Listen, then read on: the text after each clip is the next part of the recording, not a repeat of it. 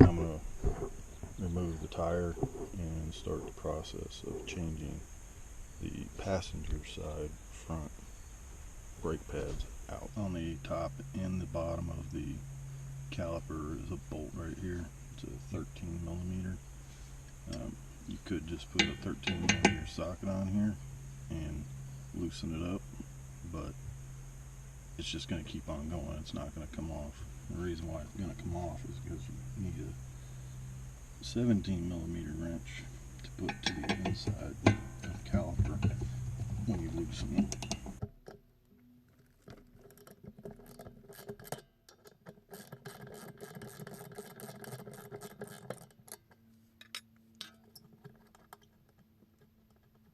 And then you have to do the same exact thing for the bottom side.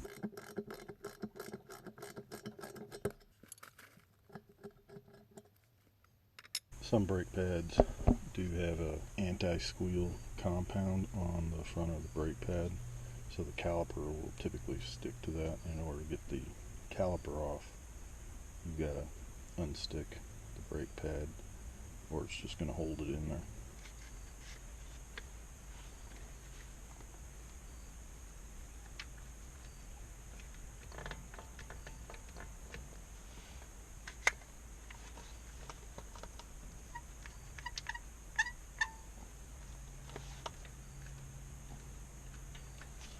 I have these C-clamps on here, and the way that I have them on there are so that it's pushing the caliper out, which in turn is pushing the pistons on the back side of the caliper in, which is creating some room in here so that I can get this brake pad off the front.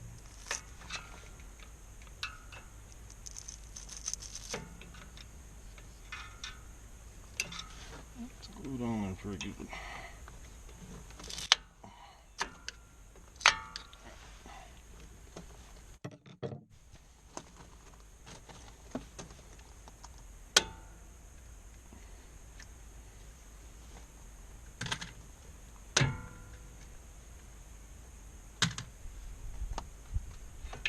Now the caliper itself is loose and can be removed, but it's just me, but I recommend, so that you don't put any unnecessary tension on your sensor cables or your brake cable, that you wire up.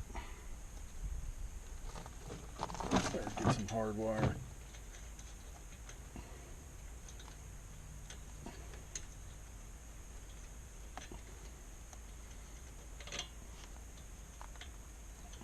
Get it in place so that you can hang the caliper without putting tension on those cables or wires.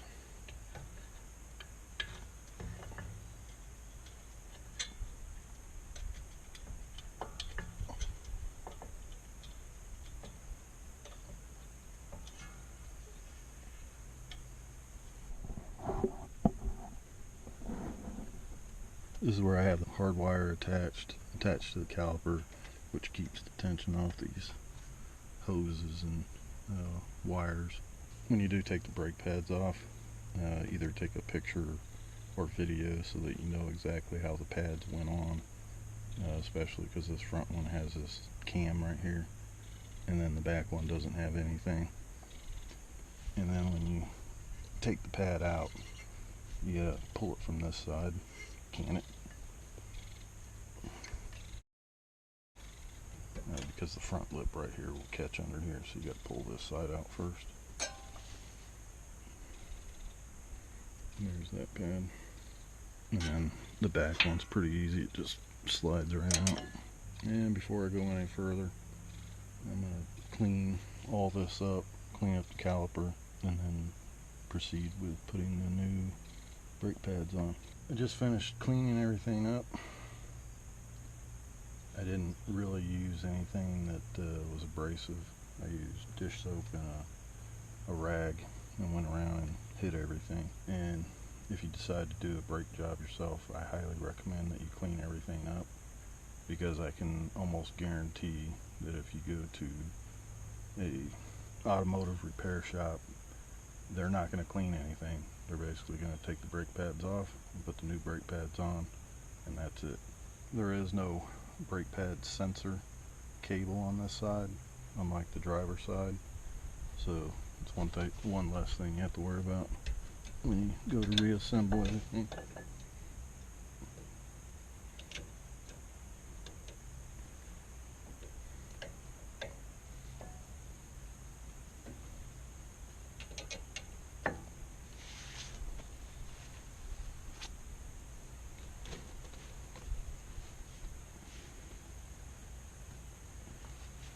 When you go to put the front side one in, you want to make sure that this side is canted out as you put it into the slide, so that you can pass this here, and then that's it. Both brake pads are on. Now we're going to put the caliper back on.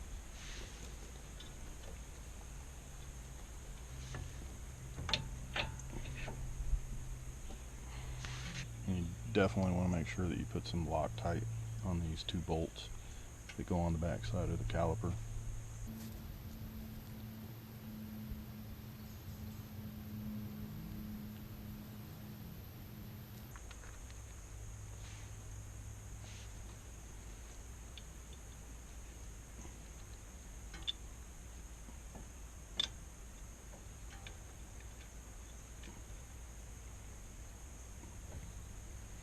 Just get the top one started.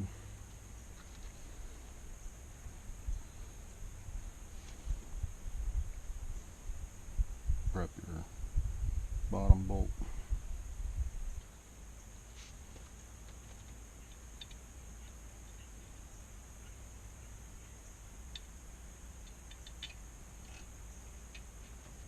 When you first put the bolts in, they're not going to line up, so you kind of got to shift the caliper around.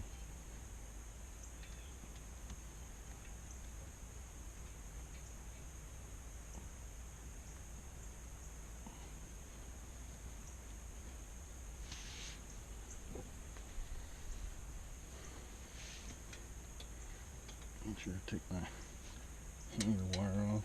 Don't forget about it. 17mm wrench. And my 13mm socket to tighten the top and bottom bolt.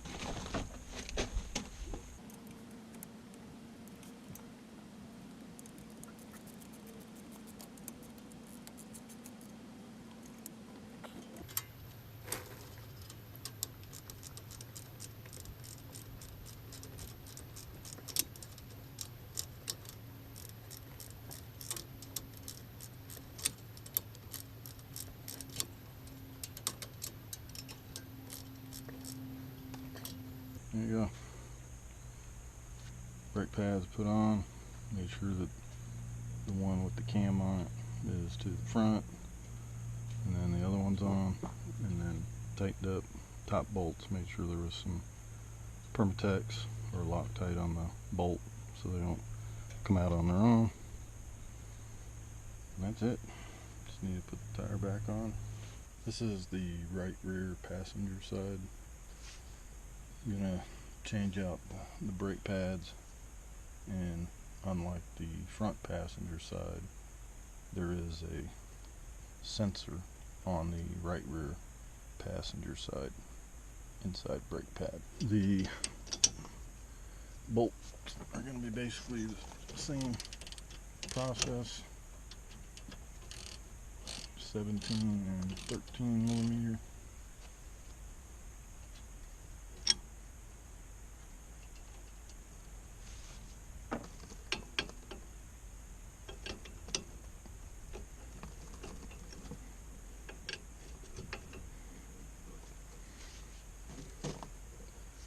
The spacing on the rear brake calipers to get the 17mm wrench on is slightly less than the front side ones.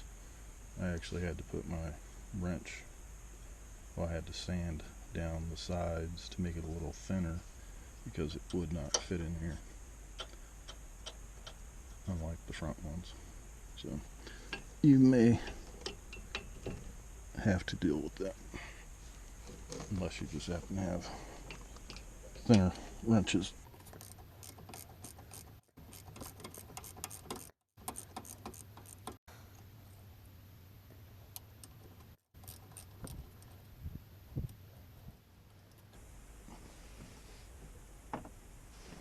So the top and bottom bolts are out. I'm going to put the clamps on again.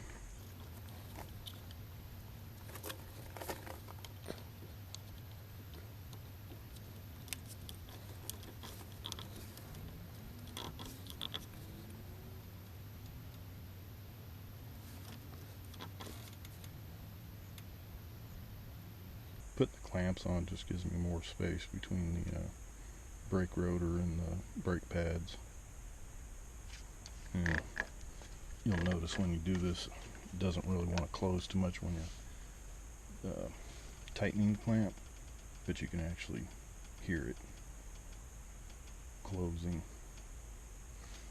after you squeeze it.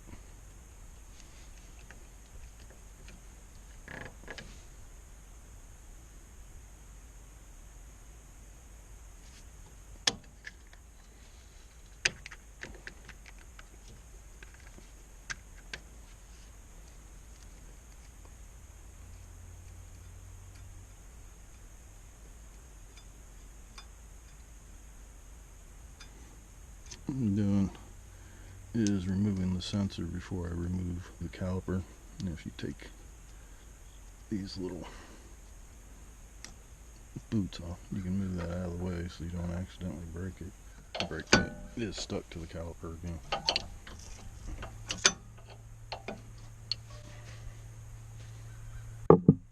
Now off. Got my hanger once again.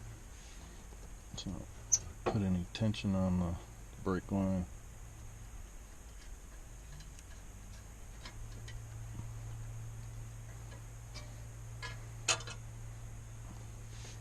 The rear caliper is definitely a lot lighter than the front ones.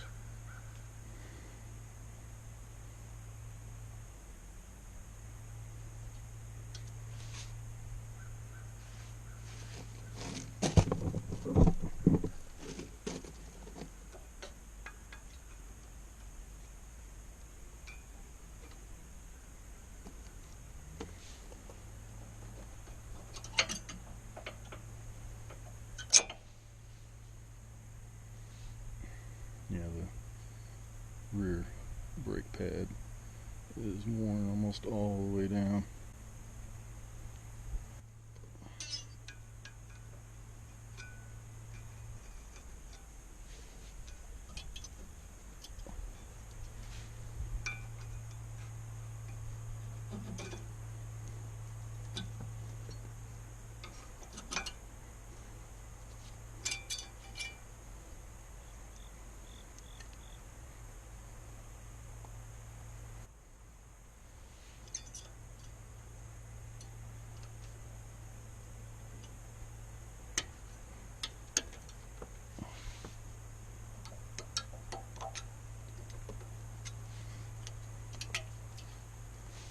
The old brake pads are off.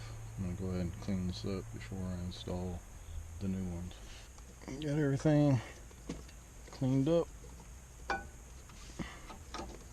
And as I stated previously, these rear brake pads are exactly the same inside and outside for both sides. So it doesn't really matter which one goes on first, or which side it goes on.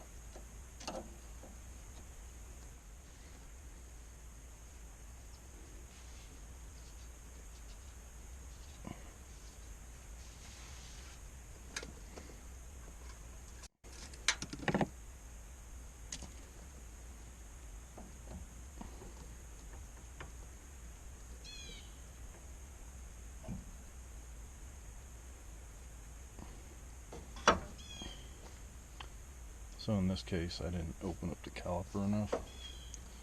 So I'm just gonna, because there was so much wear on the rear brake pads, I'm just gonna go ahead and put this clamp on here and close up the piston.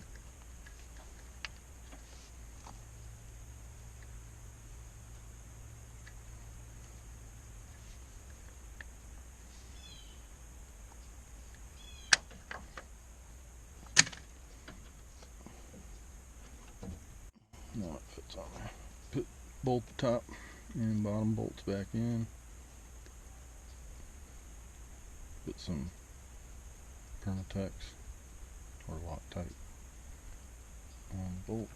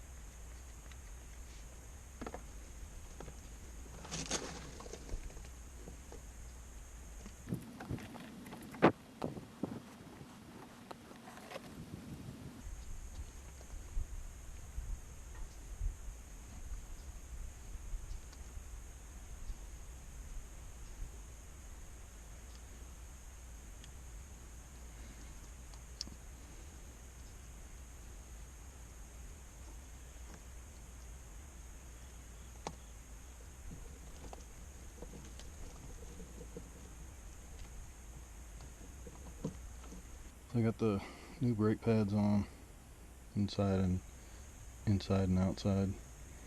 I put the bolts back in with Permatex, reconnected the sensor, and just be aware when you put this on, it may not even seem like it's on there completely, but it is. It kind of sits in that little groove in the brake pad a little loosely, but it does stay in there. I finger tightened both the top and bottom bolts. Now I'm going to tighten them all the way down.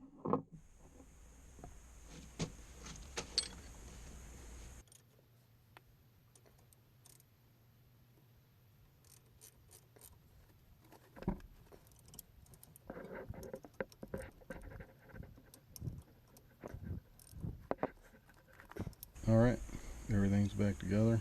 This side's done. I already replaced the brake pads and completely removed the caliper in order to completely clean the caliper. Another option to changing out the brake pads is remove the sensor cable first, because what you don't want to have happen is you go to swing the brake caliper up and you break this elbow. You want to avoid that. Disconnect the rubber boots, get the cable completely out of the way, and then you want to compress the caliper. And you want to make sure you put C-clamps on the top and the bottom.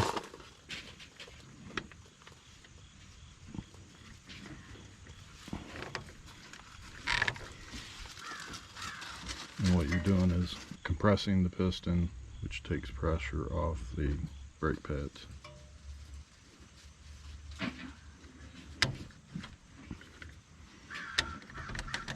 Once that's done, loosen both the top and bottom bolts.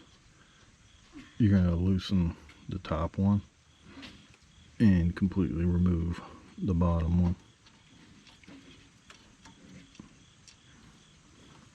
Once that's done, the caliper can be rotated up, and at this point it'd be a good idea to put a hanger wire from the caliper so that it stays up, unless you want to sit there holding it up, and then just change out your brake pads. And just like I mentioned previously, you may have to knock this front brake pad off the caliper. And then once your brake pads are in, tighten everything back down. But what you do want to do is put some Loctite or Permatex on your bolts. Start with the bottom one and then remove the top one, or do them both at the same time. When you do clean your brake calipers, make sure you clean in here really good. You don't want to have a bunch of dirt and grime in here, because that will cause that rubber boot on the piston to break down pretty quickly. So clean that out as well when you clean the caliper. Also, these little pieces, sliders for your brake pads, they do come off. I don't recommend taking them off, but if you do take them off, you can clean them up and then put them back on. But you do run the risk of warping them trying to clean them, so it's just best to keep them where they're at and just clean them. All four wheels are done as far as the brakes. No issues. Now I'm just gonna start the car, pump the brakes a couple times, check for travel, and then I'm gonna take it out and bed the brakes in by getting up to 25-30 miles per hour, and then ride the brakes to a stop. Do that a couple times, and then that'll be it. Here is everything that's needed to get the job done. The removal and installation of brake pads on the front and rear of a 2016 Land Rover LR4 HSE. Get your jack, handle, lug nut lock if you have one, some chock blocks, and then for the jack I used these two boards because the driveway is gravel. Have some cleaning supplies, and that's mainly for cleaning up the brake components and then cleaning the inside of the rim and the outside of the rim when I got done with everything. I do have some degreaser that I used. It doesn't work any different than using regular dish soap, but use that if you choose to. You got gloves, ratchet, 13 millimeter socket.